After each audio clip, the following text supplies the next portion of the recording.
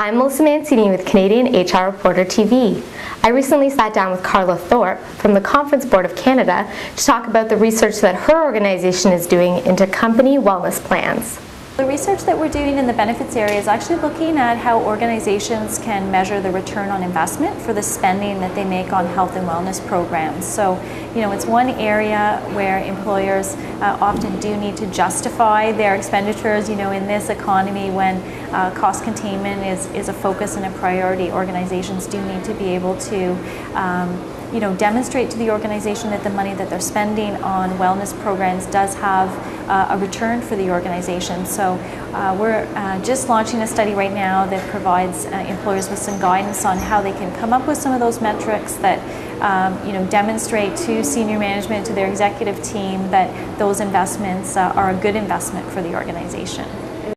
We've seen a whole spectrum of programs. A lot of organizations are now starting to look at implementing comprehensive health and wellness programs rather than sort of one-off programs that may focus either on weight loss or smoking cessation. So companies are becoming a lot more integrated in terms of their programs and practices, and I think where the focus needs to be, though, is on metrics and measurement. So how are you determining, first of all, what's the right investment to make?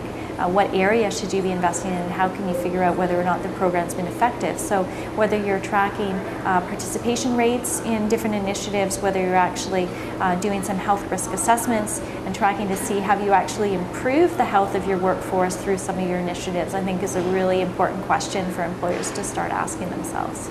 So a lot of programs have been, sort of either knee-jerk reaction to a perceived problem in the workplace and not necessarily strategic in nature. So I think we're seeing organizations start to sit back and say, first of all, we need to figure out where we should be investing our funds. What's the best area based on the nature of our workforce, the demographics of our workforce, what are the health risk factors for our workforce, figure out, first of all, where they need to be targeting programs, and then start to measure to see have they seen actually an improvement in terms of the health of the workforce, either that a higher proportion of the workforce has quit smoking, have they seen some weight loss incomes or impacts, have they seen a reduction in the risk factors that they've been tracking in their population, to give them some feedback that the things that they're doing are in fact the right things to be doing.